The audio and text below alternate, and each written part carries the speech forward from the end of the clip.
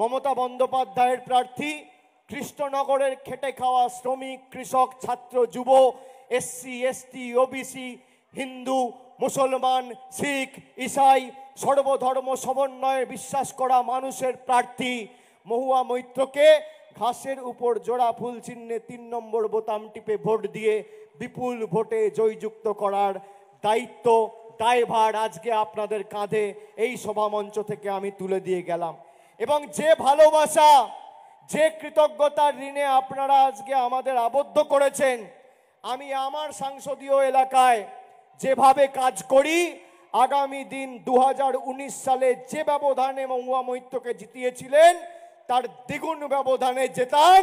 কৃষ্ণনগরের উন্নয়নের দায়ভার, দায়িত্ব আমি আমার কাঁধে তুলে নিয়ে যাচ্ছি। দ্বিতীয় প্রশ্ন, তারা যাকে রাজ্যপাল হিসেবে নিয়োগ করে বাংলায় পাঠিয়েছে, সেই রাজ্যপালের পদ কলঙ্কিত করেছে বাংলার এখনকার বর্তমানের রাজ্যপাল। মেয়ের বয়সী একটা বোনকে শ্লীলতাহানি করেছে, সে থানায় গিয়ে অভিযোগ করেছে, আর পরের দিন রাজ্যপাল বাংলা ছেড়ে বেরিয়ে গেছে, পালিয়ে গেছে ল্যাজ গুটিয়ে। বিজেপির অবস্থান কি?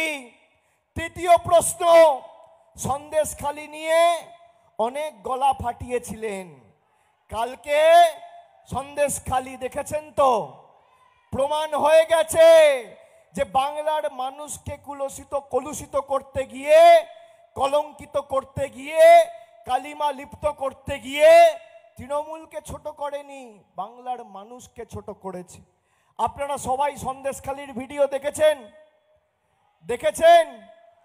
মহিলাদের 2,000 টাকা দিয়ে বিজেপির নেতারা মিথ্যা কমপ্লেন করিয়ে বলেছে তাদের সম্ভ্রম, তাদের ইজ্জত 2,000 টাকার বিনিময়ে বিজেপি নেতারা বিক্রি করে দিয়েছে দিল্লির কাছে, যে 2,000 টাকা নাও আর মিথ্যে ধর্ষণের কমপ্লেন করো। আমি বলছি না, বিজেপির মণ্ডলের সভাপতি সন্দেশখালি 2 নম্বর ব্লক গঙ্গাধর কয়াল বলছে।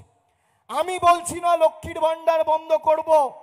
আপনারা শুনুন, মায়েরা আপনারা লক্ষ্মীর ভান্ডার পান? একটু হাত তুলুন তো। পান সবাই? পান তো? এবার আপনারা শুনুন বিজেপি নেত্রী কি বলছে।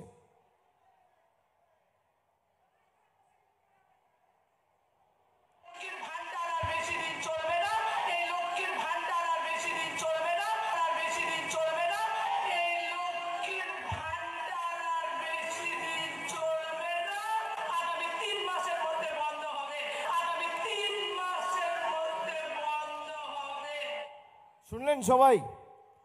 আরো একবার শুনুন ভাইয়েরা, শুনুন। আপনারা মা বৌদি যারা এসছেন তারা আর একবার শুনুন।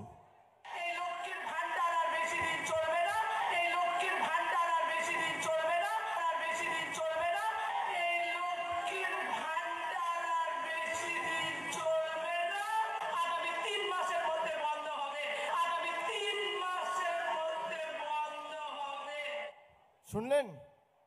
সবাই শুনেছেন? আপনাদের মুখগুলো এত ছোট ছোট হয়ে গেল কেন হঠাৎ করে এই রেকর্ডিংটা শুনে?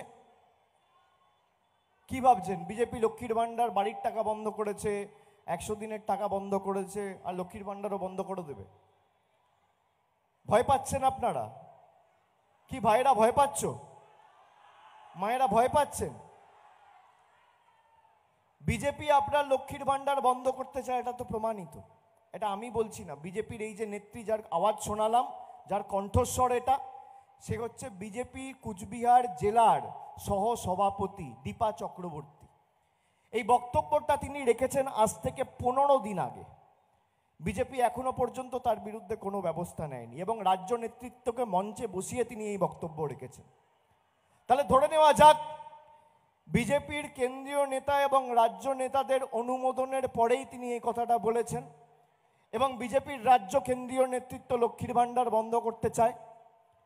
কি মায়ের, আমি ঠিক বলছি তো? আমি আপনাদের বলছি ভয় পাবেন না। আপনারা আগামী 13 তারিখ আপনাদের অধিকারের স্বার্থে দিল্লিতে যে সরব হয়েছে আর লড়াই করেছে, 3 নম্বর বোতাম টিপে মহুয়া মৈত্রকে জেতান। যতদিন বাংলায় মামাটি মানুষের সরকার রয়েছে, তৃণমূল কংগ্রেস রয়েছে, আপনার লক্ষ্মীর ভান্ডার বন্ধ করার দুঃসাহস কেউ দেখাতে পারবে না, চোখ তুলে দেখাতে পারবে না, আমি কথা দিয়ে যাচ্ছি। কেউ স্পর্শ করার দুঃসাহস দেখাতে পারবে না। যতদিন আমাদের সরকার বাংলায় আছে, মাসের প্রথমে যেভাবে আপনি লক্ষ্মীর ভান্ডার পাচ্ছেন, যতদিন তৃণমূল কংগ্রেস রয়েছে আপনারা একইভাবে লক্ষ্মীর ভান্ডার পাবেন, এটা আমাদের গ্যারেন্টি, আমি কথা দিয়ে যাচ্ছি। ভারতবর্ষের প্রধানমন্ত্রী এসে মোদিজির গ্যারেন্টির কথা বলছে। আপনি দেশের প্রধানমন্ত্রীকে কৃষ্ণনগরে গত 3 বছরে দেখেছেন একবারও? তার প্রতিনিধি, তার প্রার্থীকে দেখেছেন একবারও? মহুয়া মৈত্র তো থাকে সারা বছর মানুষের কাছে। আপনারা দেখেছেন, আপনি যাকে ভোট দিয়ে নির্বাচিত করেছেন গায়ের জোরে তার সাংসদ পদ খারিজ করেছে। মানে মানুষ নির্বাচিত করছে আর বিজেপি পদ খারিজ করছে। মানে আপনি যার হাতে ক্ষমতা তুলে দিচ্ছেন তার হাত থেকে বিজেপি ক্ষমতা নিয়ে নিচ্ছে। মানে আপনার যে মৌলিক অধিকার, সেই মৌলিক অধিকারের পরিপন্থী এই ভারতীয় জনতা পার্টি। আপনারা বলুন, কোন রকম তদন্ত হয়েছে? কোন রকম প্রমাণ জনসমক্ষে এসছে? বলছে মহুয়া মৈত্র পাসওয়ার্ড শেয়ার করেছে। বিজেপির নেতা, বিজেপির সাংসদদের স্বাক্ষরের পরে সংসদে ঢুকে সুরক্ষা বলয় ভেঙে, আজকে সংসদের সুরক্ষা যাদের কারণে প্রশ্নের মুখে পড়েছিল তাদের সাংসদ পদ থেকে খারিজ করা হয়েছে, তাদের বরখাস্ত করা হয়েছে, তাদের বিরুদ্ধে কোনো ব্যবস্থা নেওয়া হয়েছে? বিজেপির নেতা যারা বিভাজনের রাজনীতি করেছে, দিল্লিতে সংসদের বুকে রমেশ বিদুড়ি সংখ্যালঘু ভাইদের বলেছে মোল্লা, পাকিস্তানি। বিজেপির বাংলার নেতা বাঙালিদের বলছে রোহিঙ্গা, মহিলা শিখদের বলছে খালিস্তানি, মুসলমান ভাইদের বলছে পাকিস্তানি। এই বৈষম্যের রাজনীতির বীজ যারা বাংলা ভারতবর্ষের বুকে বপন করে চলেছে প্রতিনিয়ত, তাদের বিরুদ্ধে ভারতবর্ষের প্রধানমন্ত্রী এখনো পর্যন্ত কোনো ব্যবস্থা নেয়নি। আর দেশের প্রধানমন্ত্রী আর তার বন্ধুবর শিল্পপতিদের বিরুদ্ধে আমাদের সৈনিকেরা, আমাদের জনপ্রতিনিধিরা প্রশ্ন তুলেছে বলে তাদের সাংসদ পদ খারিজ করতে হবে। আমি কৃষ্ণনগরের মায়েদের, ভাইদের, বোনেদের, কালীগঞ্জ, নাকাশিপাড়া, তেহট্ট, পলাশিপাড়া, কৃষ্ণনগর দক্ষিণ, উত্তর সবাইকে অনুরোধ করব যে আপনাকে ঠিক করতে হবে আগামী 13 তারিখ আপনি নরেন্দ্র মোদীর হাতের পুতুলকে নির্বাচিত করতে চান, না মানুষের দাবি দাবা নিয়ে সরব হয়ে যে নিজের প্রাণ বিপন্ন করে লড়াই করেছে সেই মহুয়া মৈত্রকে নির্বাচিত করতে চান।